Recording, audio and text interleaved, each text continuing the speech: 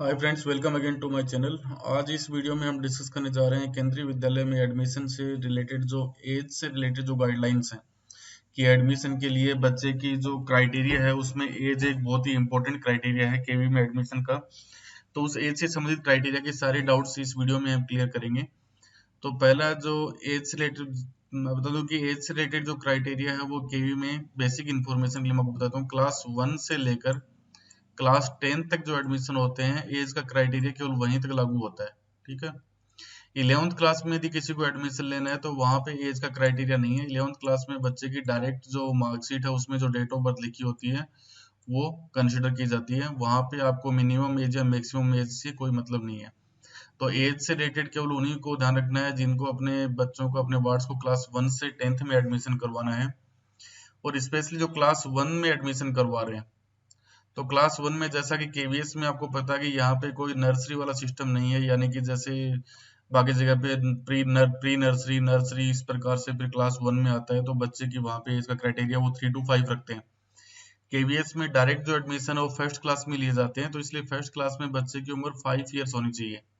Child must be 5 years old, यानी कि बच्चे की उम्र 5 साल होनी चाहिए। और वो 5 साल के लिए जो कट ऑफ डेट है वो आपकी 31 मार्च, यानी 31 मार्च को बच्चे की एज 5 साल कंप्लीट हो जानी चाहिए। तो इस एकेडमिक सेशन के अकॉर्डिंग हम देखें तो 31 मार्च 2020 को यदि आप देखो तो बच्चा 5 साल का कंप्लीट हो जाना चाहिए।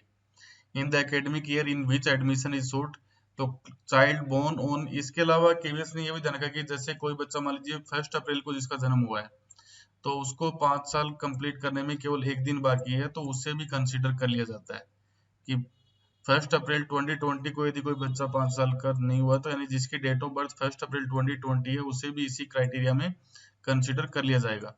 तो इसलिए जब आप रजिस्ट्रेशन करोगे, ऑनलाइन रजिस्ट्रेशन करोगे, तो उसमें जब डेट ऑफ बर्थ को सबमिट करने का कॉलम आएगा तो उसमें 1 अप्रैल से आगे की डेट वहां पे कंसिडर ही नहीं है। ठीक है, 5 साल से पहले वाली। तो मिनिमम एज की हमने बात कर ली कि मिनिमम एज उसकी 5 साल हो जानी चाहिए। तो मैक्सिमम एज कितनी होगी? तो मैक्सिमम एज फर्स्ट क्लास में एडमिशन के लिए मिनिमम एज 5 ईयर्स और maximum age should be 7 years. Okay. The minimum and maximum age limit for admission in Kendriya Vidyalaya in various classes is given below. Child born on 1 April should also be considered. ठीक है, 1 अप्रैल को जो बच्चे का जन्म हुआ वो भी कंसिडर किया जाएगा। तो हर क्लास के लिए जो मिनिमम और मैक्सिमम एज है वो हम उसको डिस्कस करते हैं अगली स्लाइड में। 31 मार्च को वो जो जिस भी साल एडमिशन लेना है उस साल के अकॉर्डिंग हमें देखना है। जैसे इस साल एडमिशन 2020 चल रहा है तो 31 मार्च 2020 को फर्स्ट क्लास में यदि किसी को एडमिशन लेना है तो उस बच्चे की मिनिमम एज 5 ईयर्स उसे कंप्लीट हो जानी चाहिए और वो 7 ईयर्स से कम होनी चाहिए।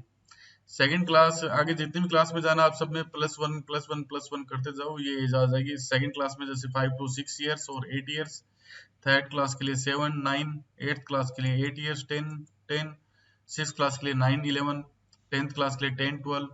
तो इस प्रकार से यदि हम देखें कि एक पर्टिकुलर बच्चे को, यदि कई पेरेंट्स की यह भी क्यूरी होती है कि क्या मैं अगले साल फॉर्म डाल सकता हूँ, तो मान लीजिए इस साल आपका बच्चा 5 ईयर्स का हुआ है और इस साल उसका एडमिशन नहीं होता है तो अगले साल वो बच्चा 6 ईयर्स का होगा, तो अगले साल भी आप फर्स्ट क्लास में उसको अप्लाई कर सकते हो।